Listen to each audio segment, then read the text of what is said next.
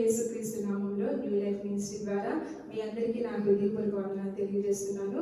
ఈ యొక్క సమయంలో తెలుగు పాట పాడుకుని దేవుని నామాన్ని మహిమపరుద్దాం. గత కాలం అంతా నీ నీడలోన దాచావు దేవా అనే పాట పాడుకుని దేవుని నామాన్ని మహిమపరుద్దాం.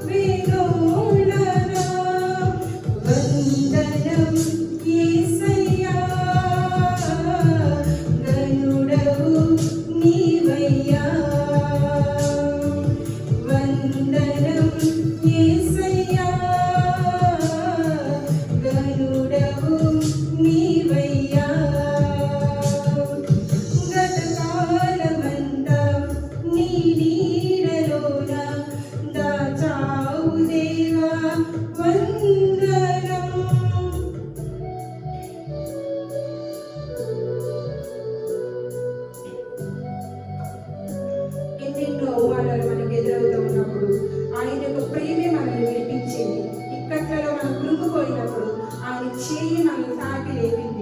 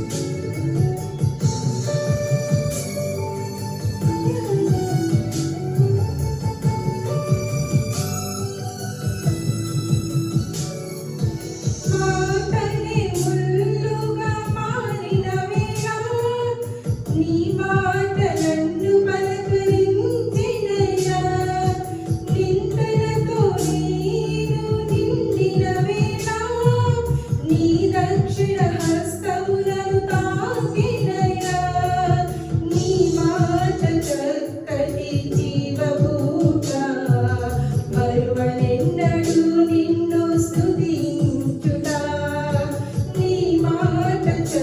ప్రతి జీవపూట మరువనెన్నడూ నిన్ను స్తుతించుట. వందనం యేసయ్యా, గనుడవు నీవయ్యా. వందనం యేసయ్యా, గనుడవు నీవయ్యా. గతకాలమంతా నీ నీడలోన దాచావు దేవా, వందనం. కృప చూపినావు, కాపాడినావు, ఎలా తీర్చగలను నీ రుణం. పాడనా నీ కీర్తన, పొగడనా వినోదనా. పాడనా నీ కీర్తన, పొగడనా వినోదనా. వందనం యేసయ్యా, గనుడవు నీవయ్యా.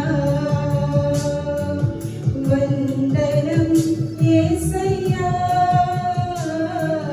గనుడవు నీవయ్యా. గతకాలమంతా నీ నీడలోన దాచావు దేవా, వందనం. ప్రభువైన యేసుక్రీస్తు నామములో మరొకసారి మీ అందరూ కూడా వందనాలు తెలియజేసుకుంటున్నామండి. ఇప్పటి వరకు కూడా తెలుగు పాటలు పాడుకుని దేవుని నామాన్ని స్తుతించాం. కన్నడ పాట కూడా పాడుకుని దేవుని నామాన్ని ఆరాధిద్దాం. నన్ను బిట్టుకొడదాతననే పాట పాడుకుని దేవుని నామాన్ని స్తుతిద్దాం. నన్ను బిట్టుకొడదాతనే, నన్ను నడుసువాతనే, నన్ను కాయువాతనే, ನನ್ನ ಯಜಮಾನನೇ. ನನ್ನ ಬಿಟ್ಟುಕೊಡದಾತನೇ, ನನ್ನ ನಡೆಸುವಾತನೇ, ನನ್ನ ಕಾಯುವಾತನೇ, ನನ್ನ ಯಜಮಾನನೇ. ನಾನು ದಾರಿ ತಪ್ಪಿದಾಗ ನನಗೆ ದಾರಿ ತೋರಿದೆ, ನನ್ನೆಂದಾಗದು ಎಂದಾಗ ನೀನೇ ಹತ್ತುಕೊಂಡೆ. ನಾನು ದಾರಿ ತಪ್ಪಿದಾಗ ನನಗೆ ದಾರಿ ತೋರಿದೆ, ನನ್ನೆಂದಾಗದು ಎಂದಾಗ ನೀನೇ ಹತ್ತುಕೊಂಡೆ. ಬಿಟ್ಟುಕೊಡದಾತನೇ, ನನ್ನ ನಡೆಸುವಾತನೇ, ನನ್ನ ಕಾಯುವಾತನೇ, ನನ್ನ ಯಜಮಾನನೇ. ನನ್ನ ಬಿಟ್ಟುಕೊಡದಾತನೇ, ನನ್ನ ನಡೆಸುವಾತನೇ, ನನ್ನ ಕಾಯುವಾತನೇ, ನನ್ನ ಯಜಮಾನನೇ. ನಾನು ಪಾಪ ಮಾಡಿದಾಗ ನನ್ನನ್ನು ಎಚ್ಚರಿಸಿದೆ, ನಿನ್ನ ಕೃಪೆಯಿಂದಲೇ ನನ್ನನ್ನು ಸ್ವೀಕರಿಸಿದೆ. ನಾನು ಪಾಪ ಮಾಡಿದಾಗ ನನ್ನನ್ನು ಎಚ್ಚರಿಸಿದೆ, ನಿನ್ನ ಕೃಪೆಯಿಂದಲೇ ನನ್ನನ್ನು ಸ್ವೀಕರಿಸಿದೆ. ಬಿಟ್ಟುಕೊಡದಾತನೇ, ನನ್ನ ನಡೆಸುವಾತನೇ, ನನ್ನ ಕಾಯುವಾತನೇ, ನನ್ನ ಯಜಮಾನನೇ. ನನ್ನ ಬಿಟ್ಟುಕೊಡದಾತನೇ, ನನ್ನ ನಡೆಸುವಾತನೇ, ನನ್ನ ಕಾಯುವಾತನೇ, ನನ್ನ ಯಜಮಾನನೇ. ನಾನು ತಲೆ ತಗ್ಗಿಸಿದಾಗ ನನ್ನ ಜೊತೆಯಲ್ಲೇ ಇದೆ, ತಲೆ ತಗ್ಗಿಸಿದ ಸ್ಥಳದಲ್ಲಿ ಉನ್ನತಿಗೆ ತಂದೆ. ನಾನು ತಲೆ ತಗ್ಗಿಸಿದಾಗ ನನ್ನ ಜೊತೆಯಲ್ಲೇ ಇದೆ, ತಲೆ ತಗ್ಗಿಸಿದ ಸ್ಥಳದಲ್ಲಿ ಉನ್ನತಿಗೆ ತಂದೆ. ಬಿಟ್ಟುಕೊಡದಾತನೇ, ನನ್ನ ನಡೆಸುವಾತನೇ, ನನ್ನ ಕಾಯುವಾತನೇ, ನನ್ನ ಯಜಮಾನನೇ. ನನ್ನ ಬಿಟ್ಟುಕೊಡದಾತನೇ, ನನ್ನ ನಡೆಸುವಾತನೇ, ನನ್ನ ಕಾಯುವಾತನೇ, ನನ್ನ ಯಜಮಾನನೇ. ನಾನು ಬೇಡದೆಲ್ಲವನ್ನು ನನ್ನ ಬಲಲಿ ನೀಡಿದೆ, ನನ್ನ ಯೋಚನೆಗಿಂತಲೂ ಹೆಚ್ಚಾಗಿ ಆಶೀರ್ವದಿಸಿದೆ. ನಾನು ಬೇಡಿದೆಲ್ಲವನ್ನು ನನ್ನ ಬಲಲಿ ನೀಡಿದೆ, ನನ್ನ ಯೋಚನೆಗಿಂತಲೂ ಹೆಚ್ಚಾಗಿ ಆಶೀರ್ವದಿಸಿದೆ. ಬಿಟ್ಟುಕೊಡದಾತನೇ, ನನ್ನ ನಡೆಸುವಾತನೇ, ನನ್ನ ಕಾಯುವಾತನೇ, ನನ್ನ ಯಜಮಾನನೇ. ನನ್ನ ಬಿಟ್ಟುಕೊಡದತನೇ, ನನ್ನ ನಡೆಸುವಾತನೇ, ನನ್ನ ಕಾಯುವಾತನೇ, ನನ್ನ ಯಜಮಾನನೇ. ನಾನು ದಾರಿ ತಪ್ಪಿದಾಗ ನನಗೆ ದಾರಿ ತೋರಿದೆ, ನನ್ನೆಂದಾಗದು ಎಂದಾಗ ನೀನೇ ಹತ್ತುಕೊಂಡೆ. ನಾನು ದಾರಿ ತಪ್ಪಿದಾಗ ನನಗೆ ದಾರಿ ತೋರಿದೆ, ನನ್ನೆಂದಾಗದು ಎಂದಾಗ ನೀನೇ ಹತ್ತುಕೊಂಡೆ. ಬಿಟ್ಟುಕೊಡದತನೇ, ನನ್ನ ನಡೆಸುವಾತನೇ, ನನ್ನ ಕಾಯುವಾತನೇ, ನನ್ನ ಯಜಮಾನನೇ. ನನ್ನ ಬಿಟ್ಟುಕೊಡದತನೇ, ನನ್ನ ನಡೆಸುವಾತನೇ, ನನ್ನ ಕಾಯುವಾತನೇ, ನನ್ನ ಯಜಮಾನನೇ. హల్లెలూయా, హల్లెలూయా. దేవుని నామమునకు స్తోత్రం. హల్లెలూయా. ప్రభువైన యేసుక్రీస్తు నామములో న్యూ లైఫ్ మినిస్ట్రీ ద్వారా మీ అందరికీ కూడా మరొకసారి వందనాలు తెలియజేసుకుంటున్నామండి. ఇంతవరకు కూడా తెలుగు పాటలు, కన్నడ పాటలు, ఇంగ్లీష్ పాటలు పాడుకుని దేవునికి స్తుతి ఆరాధన చెల్లించి మనము ఇంతవరకు దేవుని కనపరుచుకున్నాం. ఇప్పుడు మనమందరం కూడా వాక్యం విందాం. కొద్ది నిమిషాలు మనం దేవుని యొక్క వాక్యంలో శ్రద్ధతో, ఏకాగ్రతతో, భయభక్తులతో దేవుని యొక్క వాక్యం విందాం. వాక్యం చదువుకుందాం. యోహాను రాసిన సువార్త 14వ అధ్యాయము 3వ వచనం. మరొకసారి యోహాను రాసిన సువార్త 14వ అధ్యాయము 3వ వచనం. John chapter 14 verse 3. నేను వెళ్ళి మీకు స్థలము సిద్ధపరిచిన ఎడల నేనుండు స్థలములో మీరును ఉండులాగున మరలా వచ్చి నా యొద్ద ఉండుటకు మిమ్మును తీసుకుని పోవుదును. చాలండి, చిన్న ప్రార్థన చేసుకుందాం. మహాగరుడ, మహోన్నతుడ, సర్వాధికారి నీకు వందనాలు తండ్రి. నాయన, ఈ సెప్టెంబర్ నెల 2వ వారంలోకి మేము ఈ విధంగా అడుగుపెట్టినందుకు నీకు ఇచ్చిన ధన్యతను బట్టి, నీవు ఇచ్చిన ధన్యతను బట్టి వందనాలు నాయన. ఇప్పుడు మేము వాక్యము వింటుండగా, వాక్యము చదువుకుంటుండగా నీవే మాకు సహాయం చేయమని అడుగుతున్నాం తండ్రి. నాయన, నేను నిలబడి వాక్యం చెప్తున్నప్పుడు నీ పరిశుద్ధాత్మ నా మీద కుమ్మరించి నేను మాట్లాడే ప్రతి మాట నీ బైబిల్ వాక్యంలో ఉండాలి తండ్రి ప్రభువా. నాయన, నా శరీర అవయములన్నీ కూడా నీ ఆధీనం ఉంచుకుని నీ పరిశుద్ధ సహవాసం మనకు దయచేసి నేను ఈ వాక్యం ద్వారా నేను తండ్రి ఇక్కడ మాట్లాడుతుండగా వినగలిగే వారికి అర్థం చేసుకునే జ్ఞానాన్ని వారికి దయచే తండ్రి ప్రభువా. వారి హృదయం మీద ఈ వాక్యముల పలకను రాసుకుని నేను వాక్యం ద్వారా వారు జీవించడానికి, ముందుకు సాగడానికి నీ సహాయం దయచేయండి. నీవే మాకు తోడుగుండి నడిపించమని యేసు నామములో ఈ ప్రార్థన అడిగి వేడి పొందుకుంటున్నాము తండ్రి. ఆమేన్. ప్రియమైన సహోదరి సహోదరులారా, మనమందరం కూడా సెప్టెంబర్ నెల 2వ వారంలో మనం వచ్చి ఉన్నాం. గత వారమున ప్రభు బల్ల ఆరాధనలో దేవుడిచ్చిన వాగ్దానమును మనం జ్ఞాపకం చేసుకుని కొద్ది నిమిషాలు ఆ వాగ్దానం ద్వారా మనము కొన్ని మర్మాలు తెలుసుకున్నాం. మరొకసారి దేవుడిచ్చిన వాగ్దానాన్ని మీకు జ్ఞాపకం చేయాలని ఆశపడుతూ ఉన్నాను. ఆ వాగ్దానం హెబ్రీయులకు రాసిన పత్రిక 10వ అధ్యాయము 35వ వచనం. Hebrews chapter 10 verse 35. కాబట్టి మీ ధైర్యమును విడిచిపెట్టకుడి, దానికి ప్రతిఫలముగా గొప్ప బహుమానము కలుగును. చాలండి, మనం గత వారమున ధైర్యమును విడిచిపెట్టకూడదు అనే విషయాన్ని గురించి మనం జ్ఞాపకం చేసుకుని మాట్లాడడం జరిగింది. క్రైస్తవులమైన మనము ఈ లోకంలో ఉన్నప్పుడు ఎన్ని ఆపదలు వచ్చినా, ఎన్ని విపత్తులు వచ్చినా సరే ధైర్యమును విడిచిపెట్టకూడదు. ఆ ధైర్యం విడిచిపెట్టకూడదంటే మనకి 2 విషయాల గురించి మీకు చెప్పడం జరిగింది. ఆ 2 విషయాలు ఏంటంటే, ప్రభువైన యేసుక్రీస్తు రక్తము ద్వారా మనకి జయం కలుగుతుంది. అదేవిధంగా పరిశుద్ధాత్మ సహవాసం ద్వారా మనము జయాన్ని పొందుకుంటాము. మనలో ఒక ధైర్యం అనేది ఉంటుంది. ఆ ధైర్యం ద్వారా మనము ధైర్యంగా ముందుకు నడవడానికి సహాయపడుతుందని ఆ యేసుప్రభు వారి యొక్క రక్తము ద్వారా ప్రభు వల్ల ఆరాధనలో యేసుప్రభు వారి యొక్క రక్తాన్ని గురించి జ్ఞాపకం చేసుకోవడం జరిగింది. అదేవిధంగా పరిశుద్ధ సహవాసం ద్వారా కూడా మనం ధైర్యం పొందుకుంటామని మాట్లాడడం జరిగింది. అయితే ఈ రోజున మనము ధైర్యం పొందుకుంటున్నామంటే మనకు ఒక సిద్ధపాటు అనేది కలిగి ఉండాలి. ఒక విద్యార్థిని మనం చూసినట్లయితే, ఒక స్టూడెంట్ని మనం చూసినట్లయితే వాడు ఎప్పుడు ధైర్యంగా ఉంటాడు. పరీక్షలు వచ్చే సమయంలో వాడు ఎప్పుడు ధైర్యంగా ఉంటాడు అంటే, వాడు ప్రిపరేషన్ జరిగితే, అంటే టీచర్ ఏ పాఠాలు అయితే చెప్తుందో ఆ స్టూడెంట్ ఏదైతే విన్ని నేర్చుకుని వాటికి సిద్ధపాటు కలిగి ఉన్నాడు, ఆ సిద్ధపాటు తను కలిగి ఉన్నట్లయితే, ఆ ప్రిపరేషన్ తనలో ఉన్నట్లయితే ఎగ్జామ్స్ వచ్చినప్పుడు ఆ స్టూడెంట్ భయపడడండి. అదేవిధంగా ఆ స్టూడెంట్ యొక్క బుక్స్, ఆ లెసన్స్ మనం చూసినట్లయితే, సబ్జెక్ట్స్ మనం చూసినట్లయితే అన్ని కూడా ఒకే విధంగా ఉంటుంది. డిఫరెంట్ గా మ్యాథ్స్, సైన్స్, సోషల్, ఇలా ఇంగ్లీషు, హిందీ, ఈ విధంగా డిఫరెంట్ లాంగ్వేజెస్ ఆ బుక్స్ అనేవి ఉంటూ ఉంటాయి. సో వాటిలన్నింటినీ కూడా తను చదువుకుని ప్రిపరేషన్ అయ్యి సిద్ధంగా ఉన్నప్పుడు తనకి ఎగ్జామ్స్ వచ్చిన సమయంలో ఆ వ్యక్తి భయపడాడండి. ధైర్యంగా ముందుకు వెళ్ళి ఎగ్జామ్స్ రాసి ఉత్తీర్ణత పొందుతాడు. అదేవిధంగా ఒక ఉద్యోగిని మనం చూసుకున్నట్లయితే, ఒక ఉద్యోగి ఇంటర్వ్యూకి వెళ్లే ముందు తనకున్న చదువుకున్న ఆ చదువు అంతటిని కూడా ప్రిపరేషన్ చేసుకుంటేనే కానీ అక్కడ ఇంటర్వ్యూలో పాస్ అవడండి. ఆ ఇంటర్వ్యూలో ఒకే ఇంటర్వ్యూ ఉండదండి. ఫస్ట్ ఏంటంటే సెల్ఫ్ ఇంట్రడక్షన్ ఉంటుంది, తర్వాత గ్రూప్ డిస్కషన్ ఉంటుంది, తర్వాత ఇంగ్లీష్ గ్రామర్ అనేది వాళ్ళు ఎగ్జామ్ పెట్టడం జరుగుతుంది, ఫైనల్ గా టెక్నికల్ రౌండ్ ఉంటుంది, తర్వాత హెచ్ఆర్ రౌండ్ ఉంటుంది. ఈ విధంగా డిఫరెంట్ ఇంటర్వ్యూస్ రౌండ్స్ అనేవి వాళ్ళకి పెట్టడం జరుగుతుంది. ఇవన్నీ కూడా తను వెళ్ళక ముందే సిద్ధం పాటు కలిగి ఉంటేనే అక్కడ వెళ్ళి ధైర్యంగా వాటిని అటెంప్ట్ చేసి ధైర్యంగా ఇంటర్వ్యూలో పాల్పొందుకుని తన ఉద్యోగాన్ని పొందుకుంటాడు. మరి మనం కూడా దేవునిలో ఆయన యొక్క రాకడ సమయంలో ఆయనతో పాటు మనం వెళ్ళాలంటే మనం ధైర్యం కలిగి ఉండాలి.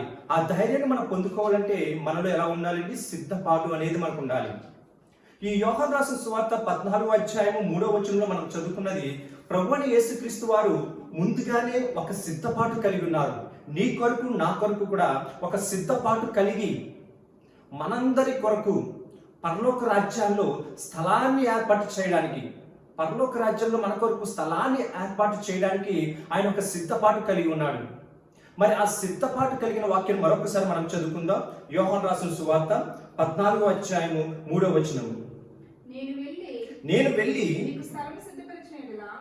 మీకు స్థలమును సిద్ధపరిచిన ఎడల. అంటే ఏంటండి, ప్రభువైన యేసుక్రీస్తు వారు ఇంకా భూమి మీద ఉన్నప్పుడే మన కొరకు ఒక స్థలాన్ని సిద్ధపరచాలని ఒక ఆలోచన కలిగి ఉన్నారు. మరి మనము అదే విధంగా ఆయన బాటలో మనం వెళ్తున్నామా? మనలో ఒక సిద్ధపాటు అనేది ఉందా? మరి నీ జీవితం ఎప్పుడు కూడా దేవుని కొరకే సిద్ధం కలిగి ఉన్నావా? ఆయన సడన్ గా ఈ రోజు నీ మధ్యకు వచ్చినట్లయితే మరి నువ్వు ఆయనతో పాటు ఆయన ఏర్పాటు చేసిన రాజ్యంలోకి నువ్వు వెళ్ళగలవా? మరి ఆ సిద్ధపాటు కలిగిన జీవితం నువ్వు కలిగి ఉన్నావా లేదా అనే దాని గురించి ఈ రోజు మీతో మేము ధ్యానం చేద్దామని అనుకుంటున్నాం. మీలో సిద్ధపాటు ఉన్నట్లయితే, సిద్ధపాటు జీవితం మనలో ఉన్నట్లయితే మనం ఏది ఎదురైనా సరే దానికి భయపడము, ధైర్యంగా నిలబడతాం.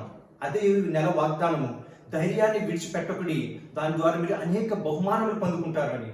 మరి ఆ ధైర్యాన్ని మనం విడిచిపెట్టకూడదంటే ఏది ఎదురైనా సరే దాన్ని ఎదుర్కొనే సిద్ధపాటు జీవితం మనం కలిగి ఉండాలి.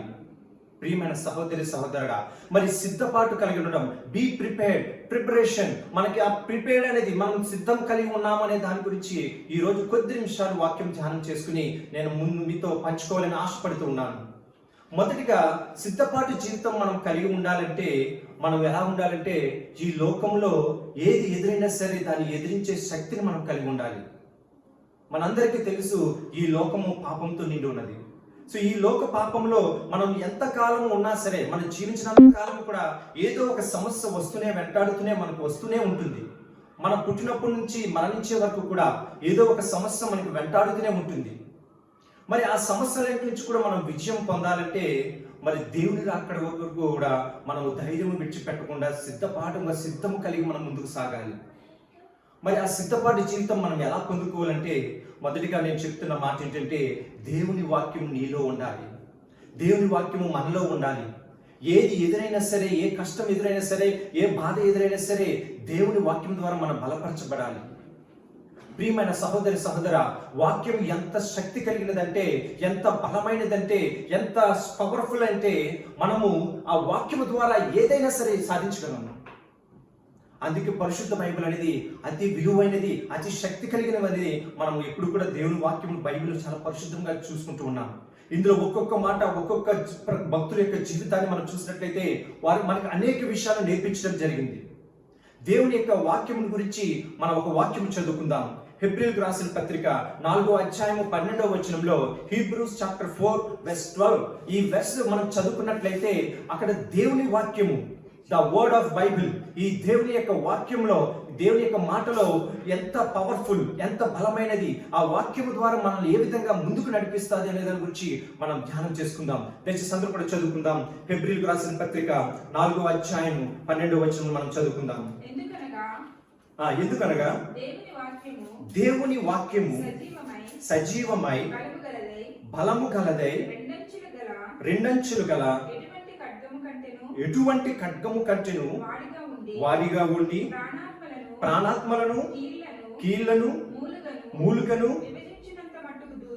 విభజించినంత మట్టుకు దూరుచు హృదయం యొక్క తలంపులను ఆలోచనలను శోధించుచున్నది. చూడండి, దేవుని యొక్క వాక్యము ఎంత బలమైనది అనేది ఈ వాక్యము ద్వారా మనం స్పష్టంగా అర్థం చేసుకోగలము. ఈ వాక్యములో మనము మొదటిగా దేవుని యొక్క వాక్యము సజీవము కలదండి. మొదటిది ఏంటంటే దేవుని యొక్క వాక్యము సజీవం కలది, అంటే జీవం కలిగినది. నీతో సూటిగా మాట్లాడుతుంది వాక్యము. ఆ వాక్యము నీలో ఉండాలి. దేవుని యొక్క వాక్యము ద్వారా దేవుడు నీతో సూటిగా మాట్లాడగలడు. జీవము కలిగిన వాక్యము. రెండవది ఏంటంటే బలమైనది. వాక్యము మనకి శక్తినిచ్చుదని. వాక్యము బలమైనది. అది ఎంత బలమైనదంటే అనేక బండలో నుంచి నీళ్ళు రప్పించే శక్తి కలిగిన వాక్యం అండి. అంత శక్తి కలిగిన వాక్యము. మూడవదిగా రెండంచులు గల ఎటువంటి ఖడ్గము కంటే వాడిగా ఉండేది. వాక్యం అనేది ఏంటంటే రెండంచుల ఖడ్గము, అంటే ఎటు చూసినా సరే దానికి పవర్ ఉంటుంది. అది నిన్ను సూచిస్తుంది, చెప్పేవారి నన్ను సూచిస్తుంది. ఆ వాక్యం ఏదైతే నీతో మాట్లాడుతుందో అదే వాక్యం నన్ను కూడా గద్దిస్తుంది. ఆ వాక్యము ద్వారా మనం చాలా జాగ్రత్తగా ఉండాలి. వాక్యము మనలో ఉన్నప్పుడు మనము చాలా భయభక్తులుగా ముందుకు నడవడానికి సహాయపడుతుంది. ఆ వాక్యము మనలో దహించి వేస్తుంది. నువ్వు ఏదైనా పాపంలో అడుగు పెడుతున్నట్లయితే ఆ వాక్యం నేను దహించి వేస్తుంది. ప్రియమైన సహోదరుడా, వాక్యం ఉన్న శక్తి అంత పవర్ఫుల్ అనేది. ఆ వాక్యం ద్వారా ఇంకా మనం చూసినట్లయితే ఆ ప్రాణాత్మలను కీళ్లను మూలిగను విభజించినంత మట్టుకు దూర్చు.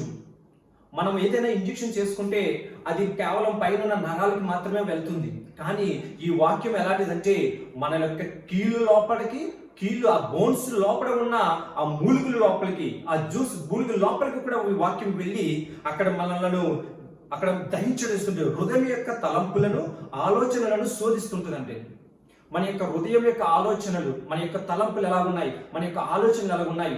ఒకవేళ మన ఆలోచనలు తప్పుడు మార్గంలో వెళ్ళిపోతున్నట్లయితే సరైన మార్గంలో నేను నడిపించడానికి ఈ వాక్యం అనేది మనకి సహాయం చేస్తూ ఉంది.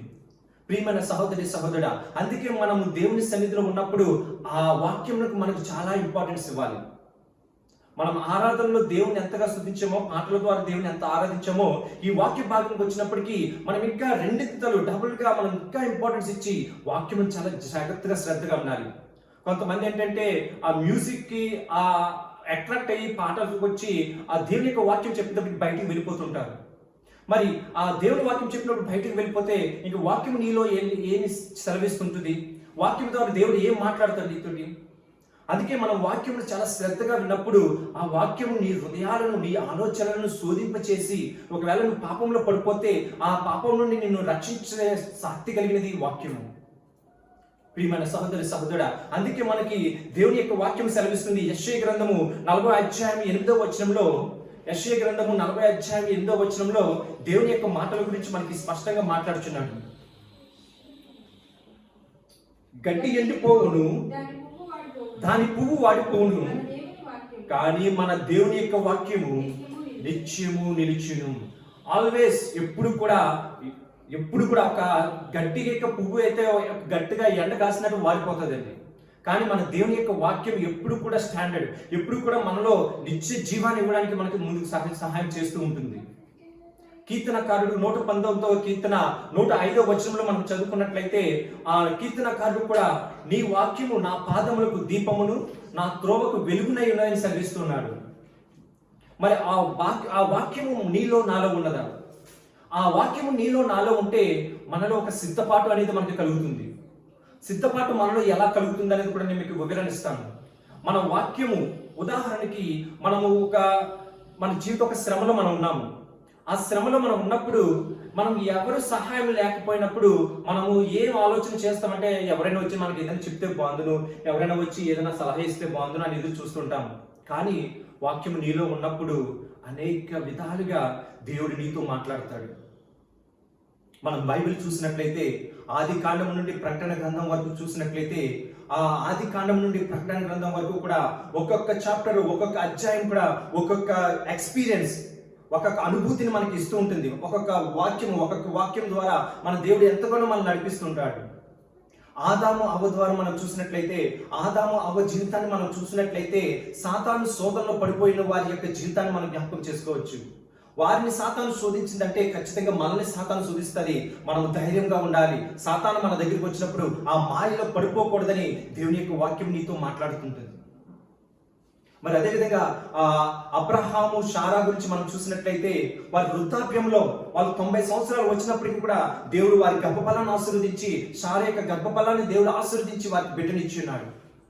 కొంతమంది అనుకుంటా, అయ్యో నేను వృద్ధాప్యంలోకి వెళ్ళిపోతున్నాను, నా వయసు అయిపోతుంది, ఇక నాలో ఎటువంటి బలం లేదు, నేను ఒకరి మీద ఆధారపడి ఉండాల్సేమో ఈ లోకంలో, ప్రభువా నన్ను తీసుకో ప్రభువా అని అనుకుంటుంటాము. కాదండి, దేవుడు వచ్చిన ఆయుష్ కాలం అంతా కూడా మనకి శక్తిని, బలాన్ని ఆయన అనుగ్రహిస్తాడు. నువ్వు ఒకవేళ 80 సంవత్సరాలు అయి ఉండొచ్చు, 90 సంవత్సరాలు అయి ఉండొచ్చు, కానీ దేవుని యొక్క శక్తి నీలో ఉంటుంది. దేవుని యొక్క వాక్యం నీలో ఉంటే అబ్రహాముని శారాని ఏ విధంగా నడిపించాడు, అదే దేవుడు నిన్ను నన్ను కూడా నడిపిస్తాడు. దేవుని నామముకి స్తోత్రం, హల్లెలూయా.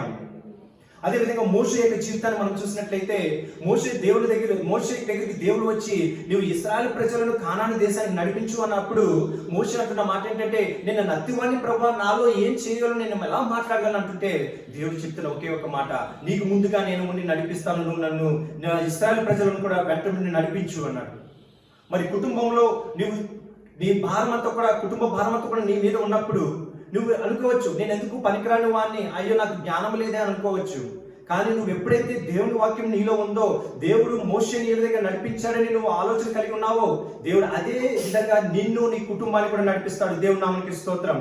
సో అటువంటి శక్తి కలిగిన వాక్యము దేవుని యొక్క వాక్యము. ఒక్కొక్క గ్రంథాన్ని వివరించుకుంటూ వెళ్తే ఒక్కొక్క ఎక్స్పీరియన్స్, ఒక్కొక్క అనుభూతి, ఒక్కొక్క ప్రత్యేకత మనం పొందుకుని మనం ముందుకు సాగగలము. అదేవిధంగా మనం ముందుకు వెళ్తూ ఉన్నట్లయితే దావీదు రాజు గారి గురించి మనం చూసినట్లయితే, ఒక గొలియాతు ఎదురుగా నిలబడి, అతి భయంకరుడు, పెద్ద ఒక ఎత్తుగా నిలబడి ఉన్న గొలియాతును చూసినప్పుడు మన జీవితంలో కూడా సమస్యలు అలాగే నిలబడి ఉంటాయి. మనమేమో చాలా చిన్నవారుగా కనబడతాం, కానీ మన సమస్యలు ఏంటంటే మనకు చాలా పెద్దదిగా కనబడుతుంటాయి, ఒక బండవలే కనబడుతుంటాయి. కానీ దావీదు యొక్క రాజుగారి యొక్క జీవితాన్ని మనం జ్ఞాపకం చేసుకున్నప్పుడు, ఆ బలవంతుడైన గొలియాతుని చిన్న రాడు తీసుకుని కొట్టడం ద్వారా ఏ విధంగా విజయం సాధించాడో, మన యొక్క శ్రమలు, మన యొక్క కష్టాలు మనం ముందర ఉన్నప్పుడు వాక్యం ద్వారా మనం అదే విధంగా ముందుకు విజయాన్ని సాధిస్తాం. దేవుని నామముకి స్తోత్రం. అదేవిధంగా దానియేలు గ్రంథం చూసినట్లయితే, దానియేలును సింహపు బోనులో వేసినప్పుడు సింహపు నోలును మూయించిన దేవుడు, నీ చుట్టూ ఎంతమంది శత్రువులు నోరు పెట్టి పడిపోతున్నా సరే, వారు ఎంత విధంగా దూషిస్తున్నా సరే నువ్వు భయపడవద్దు. వారి నోళ్ళను సైతం మూయించే దేవుడు నీ దేవుడు తోడుకున్నాడు. నీకు ఎన్ని శోధనలు వచ్చినా, నీ చుట్టూ ఎంతమంది ఉన్నా, ఎంతమంది నీకు వ్యతిరేకంగా ఉన్నా సరే, నువ్వు దేవునికి ప్రార్థన చేయి. దేవుని వాక్యం నీలో పెట్టుకో, వాక్యం జ్ఞాపకం చేసుకో. దానియేలుకి దేవుడు ఏ విధంగా సహాయం చేస్తాడు, నాకు కూడా దేవుడు అదే విధంగా సహాయం చేస్తాడు అని నువ్వు ఏ విధంగా ధైర్యంగా నిలబడతావో, దేవుడు గొప్ప కార్యం నీ పట్ల జరిగిస్తాడు.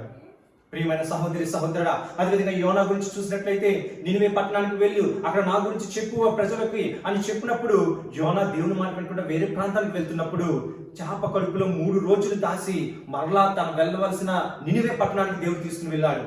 ఒకవేళ నువ్వు తప్పుడు మార్గంలో వెళ్ళిపోతున్నట్లయితే, నీ బిడ్డలు తప్పుడు మార్గంలో వెళ్ళిపోతున్నట్లయితే, దేవుని సన్నిధికి రాకుండా వారు వేరే మార్గంలో వెళ్ళిపోతున్నట్లయితే, ఇప్పుడే ప్రార్థన చేయి. యోనాను దేవా, ఏ విధంగా అయితే నినివే పట్టణానికి తీసుకుని వచ్చావో, నా బిడ్డలను కూడా తప్పుడు మార్గం నుండి నీ వైపు తిరిపించు అని ప్రార్థన చేయి.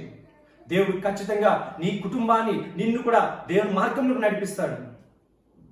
ప్రభువైన యేసుక్రీస్తు వారి నూతన గ్రంథంలో చూసినట్లయితే ఎన్నో ఉపమానాలు మనం చెప్పి ఉన్నారు. 1 కాదు 2 కాదు, ప్రతి ఒక్క అధ్యాయం, ప్రతి ఒక్క సువార్తను మనం చూసుకున్నట్లయితే ఉపమానాల ద్వారా మనం అనేక విషయాలు నేర్చుకుంటున్నాము. ఆయన ఎన్నో అద్భుత కార్యాలు చేస్తున్నాడు. మరి అద్భుత కార్యాలన్నీ చేసిన శక్తి గల దేవుడు మనకున్నాడు. మరి ఎందుకు మనము ధైర్యాన్ని విడిచిపెడుతున్నాము? ఈ రోజు అదే చెప్తున్నాడు దేవుడు, ధైర్యాన్ని విడిచిపెట్టకూడదు. ధైర్యం విడిచిపెట్టకుండా మనం నిబ్బరంగా ఉన్నట్లయితే దేవుడు మనకు గొప్ప బహుమానాలు ఇస్తాడు. మరి ఆ గొప్ప బహుమానాలు పొందుకోవాలంటే నీవు నేను కూడా సిద్ధపాటు కలిగి ఉండాలి. ప్రియమైన సహోదరి సహోదరుడా, వాక్యము అనేది నీలో ఉండాలి. ఎవరైనా సరే నీతో వచ్చి నువ్వు మాట్లాడుతున్నప్పుడు నువ్వు వాక్యం ద్వారా వారితో నువ్వు మాట్లాడాలి. దేవుని వాక్యం ద్వారా నువ్వు వారితో సూటిగా మాట్లాడాలి. అప్పుడే దేవుని యొక్క వాక్యం నీలో ప్రబలింపజేసి, నీవు ఏ శ్రమలు వచ్చినా, ఏ శోధనలు వచ్చినా, ఏ రోగములు వచ్చినా సరే, ఒకవేళ నువ్వు ఏదైనా రోగంతో బాధపడుతున్నట్లయితే, నా దేవుడు ప్రభువైన యేసుక్రీస్తు వారు రక్తస్రావం కలిగిన రోగిని స్వస్థపరచబడ్డారు. అదేవిధంగా చనిపోయిన లాజరును తిరిగి లేపారు. అలాగే విధంగా గుడ్డి వారిని ఆయన స్వస్థపరిచారు. కాలు లేని వారికి కాలుని ఇచ్చి ఉన్నాడు. అనేక విధాలుగా చనిపోయిన వారిని, అలాగే మంచాన పడిన వారిని దేవుడు లేపిన్నాడు. అటువంటి గొప్ప దేవుడు నా దేవుడు నన్ను కూడా లేపుతాడు, నా కుటుంబాన్ని లేపుతాడనే ఒక ధైర్యం నీలో ఉండాలి. ఆ ధైర్యం ఎప్పుడు నీలో వస్తుందంటే ఈ పరిశుద్ధ వాక్యం నీలో ఉన్నప్పుడు. పరిశుద్ధ వాక్యం నీలో ఉన్నప్పుడు ఆ ధైర్యాన్ని నువ్వు పొందుకుని ముందుకు సాగుతావు. అదేవిధంగా రెండవ మాటగా నేను మరొక మాట చెప్పి ముందుకు సాగుతానండి. రెండవదిగా మనం ఏంటంటే ప్రార్థన జీవితాన్ని మనం కలిగి ఉండాలి. మనం ప్రార్థన జీవితం కలిగి ఉన్నప్పుడు దేవుడు మనలో ఎంతగానో ముందుకు నడిపిస్తాడు. మనం ఏంటంటే ఒక ప్రిపరేషన్ అనేది మనలో ఉండాలంటే మనం ప్రార్థన కలిగి ఉండాలి. దేవుని వాక్యం నీలో ఉన్నప్పుడు సిద్ధపాటు అనేది నీకు వస్తుంది. అదేవిధంగా ధైర్యంగా నువ్వు నిలబడతావు. అదేవిధంగా రెండవదిగా ప్రార్థన మనలో ఉన్నట్లయితే, ఆ ప్రార్థన జీవితం మనం కలిగి ఉన్నట్లయితే మనకు సిద్ధపాటు అనేది మనకు వస్తుంది. సిద్ధపాటు అంటే ఏంటంటే నువ్వు ఉదయకాలము సాయంకాలంలో లెగిసి ప్రార్థన చేయాలి, మోకరించి ప్రార్థన చేసి దేవుని దగ్గర కొనియాడాలి. నీ విజ్ఞాపనలన్నీ కూడా దేవునికి తెలియచేయాలి. అప్పుడు దేవుడే వాటికి నీకు విడుదలిస్తాడు, వాటన్నిటి నుంచి కూడా. వాక్యం చదువుకుందాం. ఫిలిప్పీయులకు రాసిన పత్రిక 4వ అధ్యాయము 6వ వచనం మనం చదువుకుందాం. ఫిలిపియన్స్ చాప్టర్ 4:6 మనం అందరం కూడా దేవుని యొక్క వాక్యం మనం ధ్యానం చేసుకుందాం. దేనిని గూర్చి చింతపడకుడి గాని ప్రతి విషయములోను ప్రార్థన విజ్ఞాపముల చేత కృతజ్ఞతాపూర్వకముగా మీ విన్నపములు దేవునికి తెలియచేయుడి. చూడండి ప్రియమైన సహోదరి సహోదరులారా, ఇక్కడ ప్రభువైన దేవుని యొక్క వాక్యము దేవుడు స్పష్టంగా మనతో మాట్లాడుతున్నది ఏంటంటే దేనిని గూర్చి చింతపడకుడి. మరి నీవు దేని గురించైనా చింతపడుతున్నట్లయితే, మనము దేని గురించైనా బాధపడుతున్నట్లయితే అది మనకి ధైర్యాన్ని ఇవ్వలేదండి. ఆ చింత, ఆ బాధ అంతా కూడా దేవుని మీద వేస్తే దేవుడు మనకి ధైర్యాన్ని ఇస్తాడు. అందుకే దేవుడు వాక్యం ద్వారా సెలవిస్తున్నాడు, సమస్త భారం మోచున్న ప్రజలారా నా యొద్దకు రండి, నేను మీకు విశ్రాంతిని కలుగజేస్తాను అని. మరి మన భారము, మన శ్రమ, మన కష్టాలు అన్ని కూడా ఆయన మీద వేస్తున్నామా? లేకపోతే నీకు నువ్వుగా వాటిని నువ్వు మూసుకుంటూ నీ ఆ శోధనలో, ఆ శ్రమలో నువ్వు పడిపోయి నువ్వు కుంగిపోతూ ఉన్నావా? ఒక మాట నేను చెప్తాను, మన హృదయం ఎప్పుడైతే సంతోషంగా ఆనందంగా ఉంటుందో మన ఆయుష్కాలం కూడా ఇంకా అభివృద్ధి చెందుతూ వెళ్తుంది.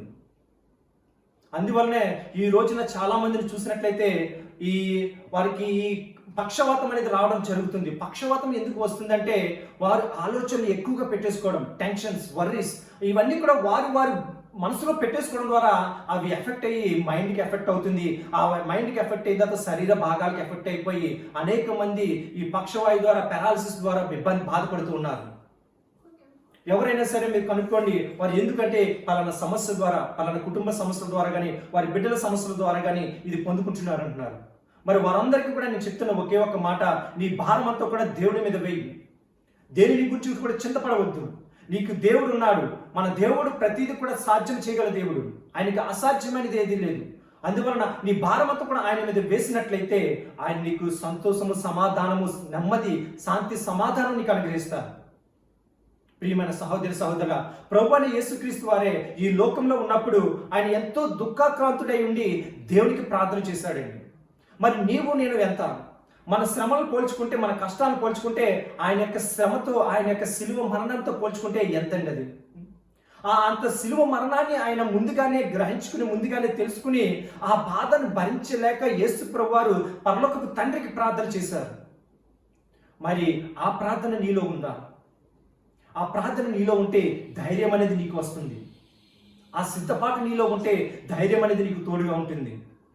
ప్రభువైన యేసుక్రీస్తు వారు మత్తయి రాసిన సువార్త 26వ అధ్యాయము 36వ వచనం నుండి మనం చదువుకున్నట్లయితే, మత్తయి రాసిన సువార్త 26వ అధ్యాయము,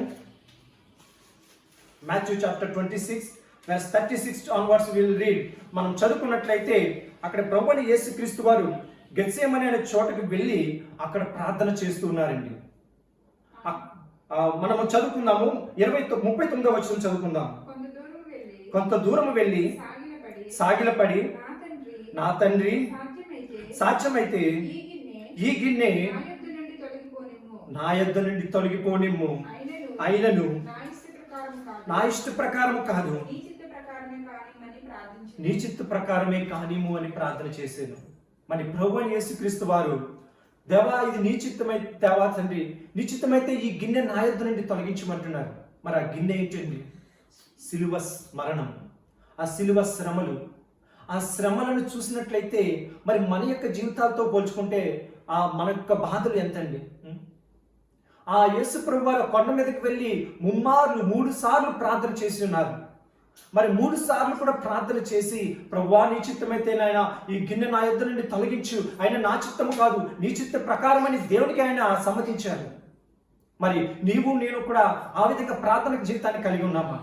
అటువంటి సిద్ధపాటు జీవితాన్ని మనం కలిగి ఉన్నామా? ప్రస్తుతం లోకంలో చూస్తున్నట్లయితే క్రైస్తవుల మీద ఎంతో తిరుగుబాట్లు జరుగుతున్నాయి. మనుషులను చంపేసేంత తిరుగుబాటు మనుషులకి క్రైస్తవుల మీదకి వచ్చినది. సుప్రియమైన సహోదరి సహోదరుడా, మనం చాలా దగ్గరగా ఉన్నాము, దేవుడి అక్కడికి చాలా సమీపంగా ఉన్నాము.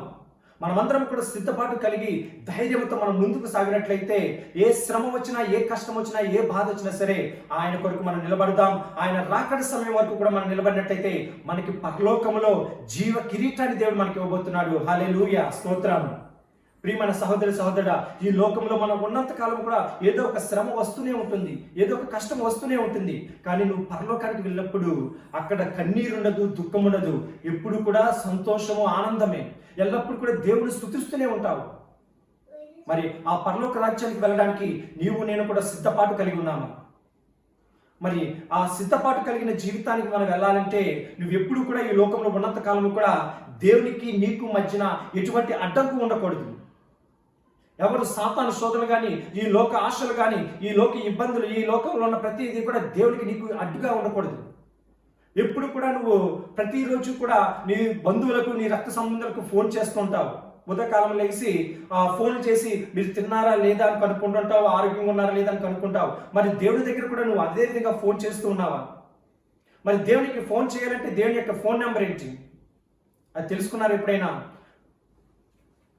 ఇర్మియా గ్రంథము 33వ అధ్యాయము 3వ వచనం చదువుకుందాం. ఇర్మియా గ్రంథము 33వ అధ్యాయము 3వ వచనంలో దేవునికి మనకి మధ్య సంబంధం ఉండాలంటే మనకి ఒక ఫోన్ నెంబర్ ఉంది.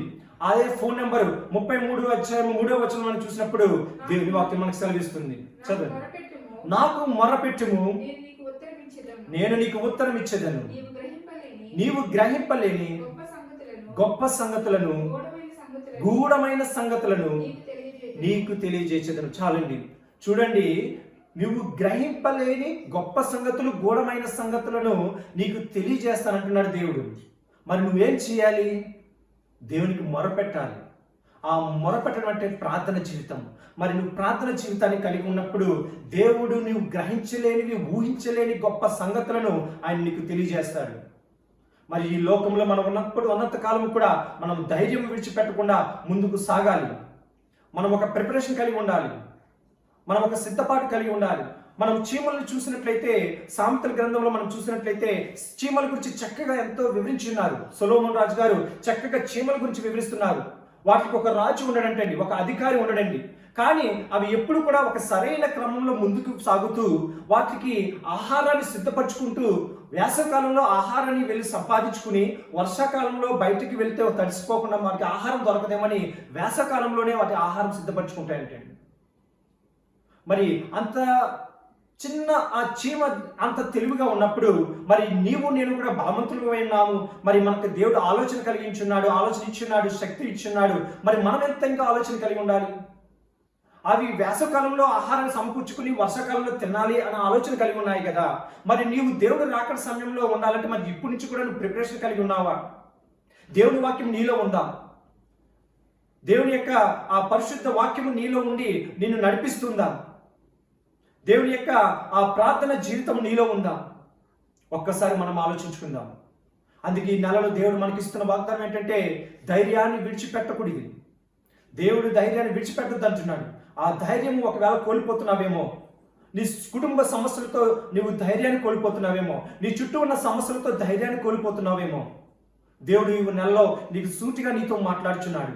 నువ్వెప్పుడు కూడా ధైర్యాన్ని విడిచిపోకుండా దేవుని యొక్క వాక్యం ద్వారా, దేవుని యొక్క ఆ ప్రార్థన జీవితం ద్వారా మనం సిద్ధపాటు కలిగి ఉండి పరిశుద్ధ రక్తముతో, పరిశుద్ధాత్మతో మనం ముందుకు సాగాలి. మనమందరం కూడా విశ్వాసంతో, నమ్మకంతో ఉందాం. దేవుడు మనకి తోడుగా ఉన్నాడు, ఆయన ఎప్పుడు కూడా మనకి తోడే ఉన్నాడు అని ఒక నమ్మకము, ఒక విశ్వాసం మనలో ఉంచుకుని ఆ వాక్యము ప్రకారము, ఆ ప్రార్థన జీవితం ప్రకారం మనం ముందుకు సాగుదాం. కళ్ళు మూసుకుందామండి, ప్రార్థన చేసుకుందాం.